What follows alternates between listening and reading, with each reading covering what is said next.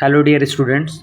UPSC RO और PCS के लिए बहुत कम टाइम बचा है, जिसके लिए मैंने एक सीरीज़ स्टार्ट करी है। काफ़ी इंपॉर्टेंट है, यहाँ से क्वेश्चन हर बार पूछे गए एग्ज़ाम में। आप 1.5x की स्पीड से इसको लगा के देखेंगे तो आपका टाइम भी बचेगा। तो अब पिछला मैंने कई सारे वीडियो मैंने रिकॉर्ड करे और उसमें बहुत अच्छे क्वेश्चंस मैंने कराए हैं। यहाँ से आपको क्वेश्चन ज़रूर मिलेगा, है ना। तो क्वेश्चन नंबर 12 है आपका कि भारतीय शिला वस्तु के इतिहास के संदर्भ में निम्नलिखित कथनों पर विचार करिए। पहला है, बादामी की गुफाएं भारत की प्राचीनतम अवशिष्ट शिलावस्तु गुफाएं हैं। दूसरा है, बाराबर की शिलावस्तु गुफाएं सम्राट चंद्रगुप्त मौर्य द्वारा मूलतः आजीविकों के लिए बनवाई गई थी। तो इसमें से राइट आंसर आपको बताना है क्या होगा। तो 12 का राइट आंसर आपका हो जाएगा सी, केवल आपका 3, यानी जो एलोरा में गुफाएं विभिन्न धर्मों के लिए बनाई गई थी, यानी ये आपका सही है। ठीक है, अब इसके बारे में थोड़ा सा देखें तो जो बराबर गुफाएं हैं, भारत में सबसे पुरानी शिलावस्तु गुफाएं हैं, है ना। बादामी की गुफाएं नहीं हैं, बराबर की गुफाएं हैं। ठीक है, बादामी जो है कर्नाटक के बागलकोट जिले का एक शहर है। बादामी गुफाओं का निर्माण 6ठी शताब्दी में चालुक्य वंश ने अपनी राजधानी बादामी में करवाया था। क्लियर। अब हम नेक्स्ट क्वेश्चन की तरफ आगे बढ़े।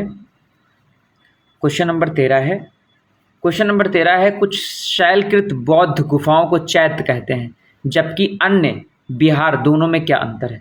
कुछ को बौद्ध गुफाओं को चैत्य कहते हैं और कुछ को जो है बिहार कहते हैं, दोनों में डिफरेंस आपको बताना है। तो 30 नंबर का जो राइट आंसर होगा आपको बताना है क्या होगा।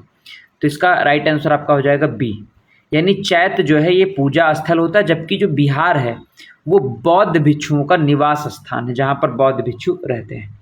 अब थोड़ा सा इसके बारे में देखें तो बौद्ध और जैन धर्म ने शैलकृत बनाई गई गुफाओं की कला का परिचय दिया है। गुफाओं को विशाल ठोस चट्टानों को काटकर बनाया गया था। इन गुफाओं में बौद्ध और जैन भिक्षु रहते हैं और तपस्या करते हैं, यानी विकल्प आपका बी आपका सही है। क्लियर। बिहार जो है भिक्षुओं के लिए रहने के लिए एक तरह मठ है। ये उड़ीसा के उदयगिर चैत्य के पास बनाए गए थे। राजा खारवेल के काल से संबंधित जैन गुफा मंदिरों का उत्खनन किया गया है। तो हम लोग राइट आंसर हम देख चुके। 14 क्वेश्चन पे हम लोग चलते हैं। नागर, द्रविड़ और वेशर ये क्या है आपको बताना है। तो इसका राइट आंसर होगा आपका सी, ये भारतीय मंदिर वास्तु की 3 मुख्य जो है आपकी कह सकते हैं कलाएं हैं। तो 13-14 का हम देखें तो भारत में मंदिर वास्तुकला को 3 प्रकारों में वर्गीकृत किया गया है, यानी ये एक तरह से वास्तुकला है, मंदिर वास्तुकला है, नागर, द्रविड़ और वेशर। ठीक है, वर्गीकरण आकृतियों पर आधारित होता है। नागर शैली या उत्तर भारतीय शैली को आधार से शिखर तक चतुष्कोणीय होने के रूप में परिभाषित किया गया है। यह शैली हिमालय और विंध्य के बीच की भूमि से जुड़ी है। द्रविड़ शैली या दक्षिण भारतीय शैली कृष्णा और कावेरी नदियों के बीच की भूमि से जुड़ी हुई, जबकि जो बेसर शैली है ये हाइब्रिड शैली विंध्य और कृष्णा नदी के क्षेत्र से जुड़ी है। नेक्स्ट क्वेश्चन देखते हैं। संघभूति एक भारतीय बौद्ध भिक्षु जिन्होंने 4ठी शताब्दी ईसा ईस्वी के अंत में चीन की यात्रा करी, निम्नलिखित में से किस पर भाष्य के लेखक थे। संघभूति आपको बताना। संघभूति एक भारतीय बौद्ध भिक्षु जिन्होंने 4ठी शताब्दी ईसा पूर्व के अंत में चीन की यात्रा की, निम्नलिखित में से किस पर भाष्य के लेखक थे। तो आपको इसका राइट आंसर बताना है। इसका राइट आंसर होगा सी, सारबास्तिवाद विनय। तो अगर देखें तो संघभूति एक भारतीय बौद्ध भिक्षु हैं जिन्होंने 4ठी शताब्दी ईसा पूर्व के अंत में चीन की यात्रा करी। इन्होंने जो है आप कह सकते हो कि इन्होंने सार्वशिष्टवाद विनय पर एक टिप्पणी के लेखक के तौर पर इन्होंने लिखा था। दूसरा प्रश्न है, प्राचीन भारतीय इतिहास के संदर्भ में निम्नलिखित युग्मों पर विचार करिए। एक तरफ साहित्यिक कृत है, दूसरी तरफ रचनाकार है। इसका राइट आंसर आपको बताना है क्या होगा। राइट आंसर आपका हो जाएगा बी, केवल 2 सही। अब कौन कौन सा सही है ये देखेंगे ज़रा। तो देवी चंद्रगुप्तम एक भारतीय संस्कृत भाषा का राजनीतिक नाटक है जिसका श्रेय विशाख दत्त को जाता है। तो देवी जो चंद्रगुप्तम है आपका ये, ठीक है, ये किसको जाता है, विशाख दत्त को जाता है। ठीक है, विशाख दत्त, ध्यान रखिएगा। देवी चंद्रगुप्तम इन्होंने लिखा है, विशाख दत्त ने। ठीक है, हमीर महाकाव्य 15वीं शताब्दी का भारतीय संस्कृत महाकाव्य जो जैन विद्वान नायचंद्र सूरी के द्वारा लिखा। तो हमीर महाकाव्य ये आपका सही मिलान है, नायचंद्र सूरी। और इसके बाद में मिलिंद पन्नो, मिलिंद जो पन्न है ये आपका किसने लिखा है? ये राजा मेंडर या मिलिंडा और बौद्ध भिक्षु नागसेन के बीच एक संवाद है। ठीक है, तो इसमें राजा मेंडर या मिलिंडा और बौद्ध भिक्षु नागसेना के बीच एक संवाद, इसका अर्थ है मिलिंडा के प्रश्न। ठीक है, तो ये भी आपका सही है। क्लियर। अब सोमदेव सूरी द्वारा रचित सर्वोच्च दार्शनिक जिज्ञाओं में से एक है यशतिल्क और नीत वाक्यामृत। ठीक है, तो आपका ये सोमदेव सूरी के द्वारा लिखा गया है और हमीर महाकाव्य नैचन सूरी के द्वारा लिखा है। मिलिंद पन्ना आपका ये तीसरा वाला आपका गलत हो जाता है। ठीक है, और देवी चंद्रगुप्त में मैंने बताया आपका किसने लिखा है? विशाख दत्त की रचना है। ठीक है, तीसरा प्रश्न हम अगर देखें तो भारतीय इतिहास के संदर्भ में निम्नलिखित कथनों पर विचार करना है आपको, मूल ग्रंथों पर विचार करना है। नेतिपकरण, परिशिष्ट पर्वन, अवदान शतक, त्रिशष्ट लक्षण महापुराण। तो चौथे का राइट आंसर आपका हो जाएगा बी, केवल 2 और 4। इसमें से ये दोनों जैन ग्रंथ हैं, परिशिष्ट पर्वन और त्रिशिष्ट लक्षण महापुराण। ये क्या है? ये आपके जैन ग्रंथ हैं। क्लियर, ये आपके जैन ग्रंथ हैं। ठीक है, जो नेति प्रकरण है ये एक पौराणिक बौद्ध ग्रंथ है। ये कौन सा नेति प्रकरण क्या है? ये आपका बौद्ध ग्रंथ है, तो क्वेश्चन पूछ लिया जाता है। ठीक है, और जो अवदान शतक है, अवदान शतक ये क्या है? परशिष्ट पर्वन मैंने बता दिया आपको, जैन ग्रंथ है। अवदान शतक आपको बताना है क्या है? यह सेंचुरी ऑफ नोबेल हिट्स, 100 बौद्ध कहानियों का संस्कृत संग्रह है। ठीक है, क्लियर। चलो आगे बढ़ते हैं।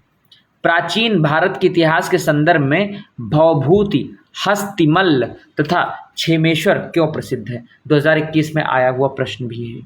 तो चौथे का राइट आंसर हो जाएगा, ये एक नाटककार है। ठीक है, भवभूति। पांचवा है प्राचीन भारत की निम्नलिखित पुस्तकों में से किस एक में शुंग राजवंश के संस्थापक के पुत्र की प्रेम कहानी है? तो पांचवे का राइट आंसर आपको बताना है, क्या होगा? हो जाएगा आपका मालविकाग्निमित्रम। ठीक है, मालविकाग्निमित्रम। अब देखें तो शुंग राजवंश पुष्यमित्र द्वारा 185 ईसा पूर्व में स्थापित भारतीय राजवंश जिसने मौर्य वंश की जगह ली। पुष्यमित्र ने एक सैन्य परेड में अंतिम मौर्य शासक बृहदर्थ की हत्या कर दी और शाही सत्ता ग्रहण की। पुष्यमित्र एक ब्राह्मण थे, फिर भी उनके नियंत्रण में कई क्षेत्रों में बौद्ध धर्म जो है फल फूल रहा था। विकल्प बी आपका सही है। मालविकाग्निमित्रम कालिदास के द्वारा रचित एक संस्कृत नाटक है। मालविका और अग्निमित्र 2 शब्दों से मिलकर बना है। इस नाटक में पुष्यमित्र के पुत्र अग्निमित्र की प्रेम कहानी को दर्शाया गया है, जिसे मालविका नाम की एक निर्वासित दासी की तस्वीर से प्यार हो जाता है। सोचो, निर्वासित दासी से जो है उसके तस्वीर से उसको प्यार हो जाता है। नेक्स्ट प्रश्न है, भारत के संप्रति के नीचे उत्तीर्ण भारत की राष्ट्रीय आदर्शोक्ति सत्यमेव जयते कहाँ से लिया गया है? ठीक है, एक आदर्श वाक्य है। तो छठे का राइट आंसर आपको बताना है मुंडोक उपनिषद। ठीक है, आपका राइट आंसर डी होगा, मुंडोक उपनिषद। ठीक है, क्लियर। सत्यमेव जयते भारत की राष्ट्रीय आदर्शोक्ति है। ये राष्ट्रीय प्रतीक के आधार पर देवनागरी लिपि में अंकित है, जो उत्तर प्रदेश में वाराणसी के पास सारनाथ में अशोक की सिंह शीर्ष का एक रूपांतर है। ये मुंडोपनिषद से लिया गया, जिसका अर्थ है सत्य की ही जीत होती है। सातवां प्रश्न हम देखें तो निम्नलिखित कथनों पर विचार करना है। बीजक संत दादू दयाल के उपदेशों का एक संकलन है। पुष्टि मार्ग के दर्शन को मध्वाचार्य ने प्रपादित किया था। तो इसका राइट आंसर हो जाएगा ना तो 1 ना तो 2। तो सही क्या होगा इसके बारे में देखें। तो बीजक जो है बेसिकली कबीर के संकलनों में से सबसे प्रसिद्ध है और इसलिए कबीर पंथी धर्म के अनुयायियों के लिए एक पवित्र ग्रंथ है। इसमें कई लोकगीत हैं। कथन दूसरा भी आपका गलत है, तो वो सही क्या होगा?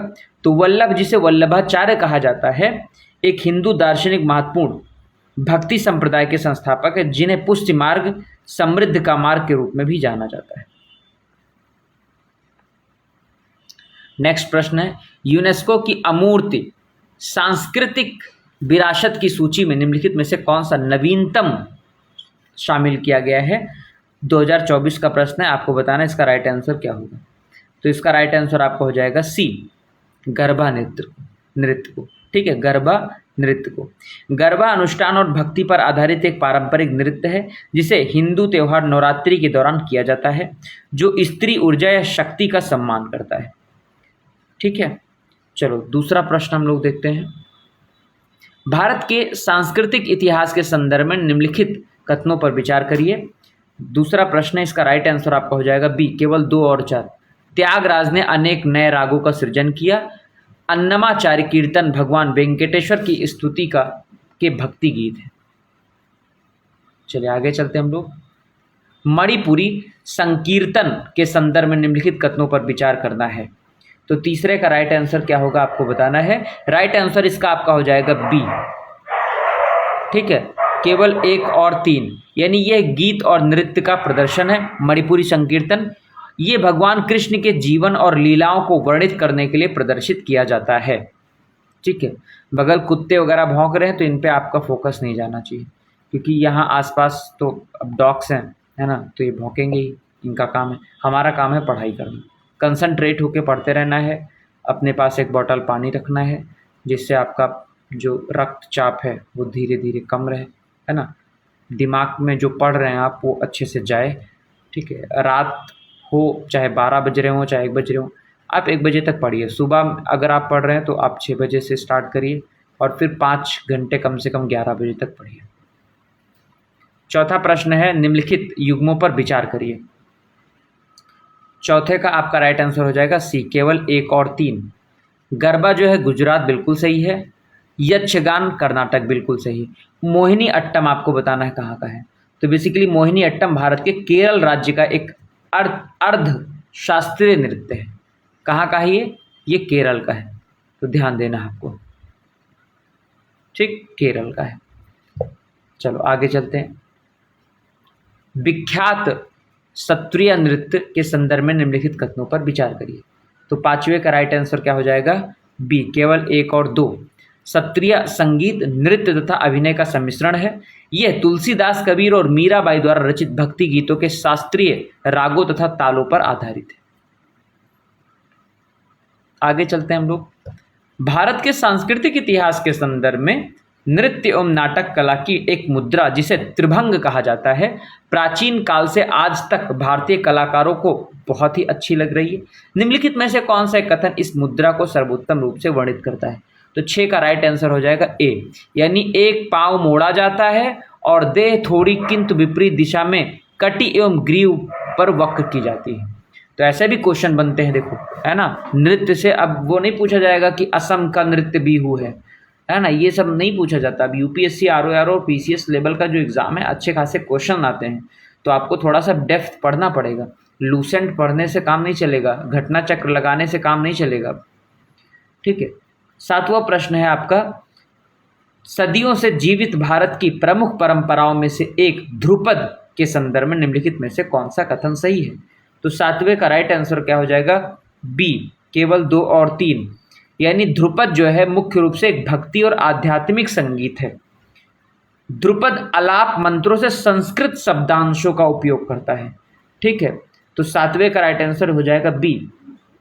ठीक है, आप देखो तो जिसमें ध्वनि या नाद के माध्यम से परमात्मा को प्रसाद दिया जाता है। ध्रुपद मूल रूप से मंदिरों में गाया जाता था और बाद में मुगल और राजपूत राजाओं के संरक्षण में फूला फला।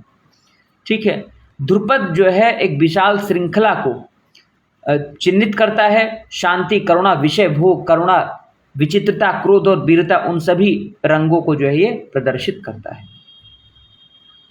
चलो, अब अगर ध्रुपद में थोड़े से मंत्र अगर देखें तो कुछ मंत्र भी हैं इसके, तो हम लोग उसको भी देख लेते हैं, है ना। एक ध्रुपद प्रदर्शन की शुरुआत अलाप से होती है, जो एक राग का धीमा और विस्तृत विकास जिसमें मुक्त बहने वाले मधुर पैटर्न का उपयोग किया जाता है। ध्रुपद अलाप एक मंत्र का वाक्यांश है। ओम अंतरम तम तरण तारम तवम अनंत हरि नारायण, ओम के अक्षरों का उपयोग करके किया जाता है। ठीक है, तो ये शास्त्रीय एक तरह से गायन की परंपरा है। 8वां प्रश्न है, कचिपुड़ी और भरतनाट्यम नृत्यों के मध्य क्या भेद है। तो 8वें का राइट आंसर हो जाएगा ए, केवल 1। कचिपुड़ी नृत्य में नर्तक प्रासंगिक रूप से कथोपकथन का उपयोग करते हैं, जबकि भरतनाट्यम में कथोपकथन का उपयोग नहीं किया जाता है। ठीक है। आंध्र प्रदेश, इसकी जड़ें आंध्र प्रदेश के कृष्णा जिले में एक स्थित गांव है। कचिपुड़ी जो है या कुचिपुड़ी जो है भारतीय शास्त्रीय नृत्य शैलियों में अद्वितीय है। ये तेज लयबद्ध कदमों का प्रयोग और लचीली शारीरिक गतिविधियों का उपयोग करता है। ठीक है, चलो आगे चलते हैं हम लोग नेक्स्ट प्रश्न की तरफ। सुप्रसिद्ध चित्र बड़ी ठड़ी किस शैली का है? बड़ी ठड़ी आपको बताना है किस शैली का है। ठीक है, तो बड़ी ठड़ी जो है आप देखो ना, पधारो माड़ो देश, खंभा गढ़ी, ये सब राजस्थान है ना। तो आप देखोगे किशनगढ़ शैली। ठीक है, राजस्थान में किशनगढ़ प्रांत अपनी बड़ी ठड़ी चित्र के लिए सुप्रसिद्ध है। ये लंबी गर्दन, बृहद बादाम के आकार की आंखें और लंबी उंगलियों जैसे अत्यधिक अतिरंजित विशेषताओं वाली शैली है। चित्रकला की यह शैली अनिवार्य रूप से राधा और कृष्ण को दिव्य प्रेमियों के रूप में दर्शाती है और उनके रहस्यमय प्रेम को खूबसूरती से चित्रित करती है। 18वीं शताब्दी में राजा सावंत सिंह के शासनकाल के दौरान किशनगढ़ लघु चित्रकला चरम पर पहुंच गई, जिसे एक दासी बड़ी ठड़ी से प्यार हो गया और उसने अपने कलाकारों को खुद को तथा कृष्ण व राधा के रूप में चित्रित करने का आदेश दिया। दूसरा प्रश्न है, बोधिसत्व पद्मपाणि का चित्र सर्वाधिक प्रसिद्ध और प्रायः चित्रकारी है जो कहाँ पर है? ये आपका अजंता में है। ठीक है, अजंता की गुफाओं में बोधिसत्व पद्मपाणि की प्रसिद्ध चित्र पूर्व ऐतिहासिक युग जब बौद्ध धर्म अपने चरम पर था, उसमें सर्वश्रेष्ठ चित्रों में से एक है। महाराष्ट्र में अजंता की गुफाओं को 2 चरणों में बनाया गया था। ठीक है, चलो नेक्स्ट प्रश्न की तरफ। कलमकारी चित्रकला निर्दिष्ट रेफर करती है किसको? तो तीसरे का राइट आंसर आपका हो जाएगा ए, दक्षिण भारत में सूती वस्त्र पर हाथ से की गई चित्रकारी। कलमकारी आंध्र प्रदेश दक्षिण भारतीय राज्य में प्रचलित एक लोकप्रिय सूती वस्त्र पर हाथ से की गई चित्रकारी है। कलमकारी नाम की उत्पत्ति 2 फारसी शब्दों कलम और कारी से हुई है। कलमकारी कला को अद्वितीय माना जाता है क्योंकि ये रामायण और महाभारत जैसे महाकाव्यों के पौराणिक पात्रों से चित्रित करने के लिए एक जीवंत माध्यम के रूप में प्राकृतिक रंगों का उपयोग करती है। ये प्राकृतिक रंगों का कलमकारी कला की 2 पहचान योग्य शैलियां हैं। श्री कालहस्ती शैली जो कि चित्तूर जिला में है और मछलीपट्टनम शैली जो कि कृष्णा जिला से है। निम्नलिखित ऐतिहासिक स्थलों पर विचार करना है आपको कि इनमें से कौन सी चित्रकला के लिए जाना जाता है। तो चौथे का राइट आंसर हो जाएगा बी, केवल 1 और 2, अजंता की गुफाएं और लेपाक्षी मंदिर। ठीक है, अजंता की गुफाएं अपने भित्ति चित्रों के लिए प्रसिद्ध है। ठीक है, तीसरा कथन आपका सही नहीं है क्योंकि सांची का स्तूप केवल वास्तुकला और मूर्तियों के लिए प्रसिद्ध है। सांची स्तूप से भित्ति चित्रों का कोई प्रमाण नहीं है। चलिए आगे चलते हैं हम लोग। भारतीय इतिहास के संदर्भ में निम्नलिखित युग्मों पर विचार करना है। ठीक है, आपको बताना है कि इनमें से कौन सा सही सुमेलित है। आर्यदेव जैन विद्वान, दिगाग्र बौद्ध विद्वान थे, नाथ मुनि वैष्णव विद्वान थे। तो राइट आंसर इसका क्या हो जाएगा? सी, केवल 2 युग्म सही है। कौन कौन सा सही है? युग्म पहला गलत है। आर्यदेव जो थे वो बौद्ध विद्वान थे, ना कि जैन। ठीक है, ये और दूसरा जो दिगाग्र है एक भारतीय बौद्ध विद्वान थे, तो ये तो सही है आपका दूसरा। और तीसरा नाथ मुनि वैष्णव, ये भी जो है वैष्णव विद्वान थे। तो ठीक है, तो ये आपका सही है। दूसरा प्रश्न, हाल ही में हैदराबाद में भारत के प्रधानमंत्री द्वारा रामानुज की आसन मुद्रा में विश्व की दूसरी सबसे ऊंची मूर्ति का उद्घाटन किया गया। निम्नलिखित कथनों में से कौन सा एक रामानुज की शिक्षाओं को सही निरूपित करता है? तो दूसरे का राइट आंसर क्या हो जाएगा? ए, मोक्ष प्राप्ति का सर्वोत्तम साधन भक्ति था। तीसरा प्रश्न, तीसरे का राइट आंसर, भारत के सांस्कृतिक इतिहास के संदर्भ में निम्नलिखित युग्मों पर विचार करिए। तो तीसरे का राइट आंसर क्या हो जाएगा? बी, केवल 1 और 3। यहाँ पे कौन सा सुमेलित है? तो परिव्राजक त्यागी और पथिक कहलाता था। उपासक बौद्ध धर्म का अनुयायी होगा। ठीक है, जो परिव्राजक शब्द का अर्थ है घूमने वाला, तपस्वी। ठीक है, एक तरह से भिक्षु। ठीक है, दूसरा जो युग्म है श्रमण, बेसिकली जो श्रमण है बौद्ध धर्म, जैन धर्म और विभिन्न विधर्मी संप्रदायों से युक्त श्रमण समूह सुस्थापित समूह है। श्रमण जो है ब्राह्मणों या पुरोहितों को सर्वोच्च दर्जा नहीं देते थे। श्रमणों में विभिन्न प्रकार के तपस्वी, साथ ही भिक्षु और विभिन्न संप्रदाय के अनुयायी, बौद्ध, जैन, आजीविका और अन्य शामिल थे। निम्नलिखित युग्मों पर आपको विचार करना है। आपको बताना है कि कौन सा एक भारतीय षड दर्शन का भाग नहीं है। तो चौथे का राइट आंसर क्या हो जाएगा? सी, लोकायत और कापालिक ये नहीं है। बाकी मीमांसा, वेदांत, न्याय, वैशेषिक, सांख्य और योग ये आपके षड दर्शन है। ठीक है, जो षड दर्शन है इसकी स्थापना गौतम ऋषि ने करी थी। ठीक है, निम्नलिखित भक्ति संतों पर आपको विचार करना है। पांचवे का राइट आंसर आपको बताना है क्या होगा। तो इसका राइट आंसर हो जाएगा आपका बी, यानी इनमें से कौन उस समय उपदेश देता था या देते थे जब लोधी वंश का पतन हुआ तथा बाबर लोधी वंश को हरा के बाबर गद्दी पर बैठा। तो बताना है आपको कौन सा उपदेश देता था। तो केवल दो, गुरु नानक। ठीक है, गुरु नानक। भक्ति आंदोलन मध्यकालीन भारत के सांस्कृतिक इतिहास में मील का पत्थर था। ठीक है, ये सामाजिक धार्मिक सुधारकों में से एक था। लोधी वंश का वर्ष 1526 में पानीपत की लड़ाई में पतन हो गया और उस समय केवल गुरु नानक ने उपदेश दिया था। जब बाबर ने भारत में मुगल साम्राज्य की स्थापना की तब दादू दयाल और त्यागराज का जन्म भी नहीं हुआ था। यानी जो दादू दयाल है और त्यागराज ये जन्मे भी नहीं थे। तो सिर्फ कौन था? गुरु नानक थे। ठीक है, औरंगजेब के टाइम पीरियड में। आई होप समझ में आ गया होगा आपको ये सारी चीज़ें। मज़ा आ रहा है तो आप शेयर कर दीजिए भैया और सब्सक्राइब कर लीजिए, मज़ा आ रहा है अगर तो। और ये 100% यहाँ से क्वेश्चन बनेगा आपका। भारत में दार्शनिक विचार के इतिहास के संबंध में सांख्य संप्रदाय के संबंधित निम्नलिखित कथनों पर विचार करिए। छठे का राइट आंसर क्या होगा? बी, केवल दो।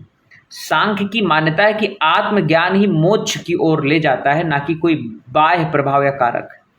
ठीक है, सातवां प्रश्न है, मध्यकालीन भारत के धार्मिक इतिहास के संदर्भ में सूफी मनीषियों को निम्नलिखित में से किस प्रथा का अनुसरण करने के लिए जाना जाता था। तो सातवें का राइट आंसर आपका हो जाएगा डी, 1, 2 और 3, यानी ध्यान और श्वास पर नियंत्रण, एकांत स्थान में कठोर तपस्वी अभ्यास, अपने दर्शकों में परमानंद की स्थिति जगाने के लिए पवित्र गीतों का पाठ। ये सूफी मनीषियों का काम था। क्लियर? तो ये आपके लगभग हमने 100+ क्वेश्चंस आपके मैंने करा दिए। काफ़ी इंपॉर्टेंट है क्योंकि मैं जो क्वेश्चन करा रहा हूँ उसमें ही 4-4, 5-5 क्वेश्चन छिपे हुए हैं जो मैं एक्सप्लेनेशन दे रहा हूँ। आप इसको शेयर करिए। अभी 20 डेज बाकी बचे हैं यूपीएससी के लिए, प्रीलिम्स के लिए और आरओ के लिए भी काफ़ी टाइम है।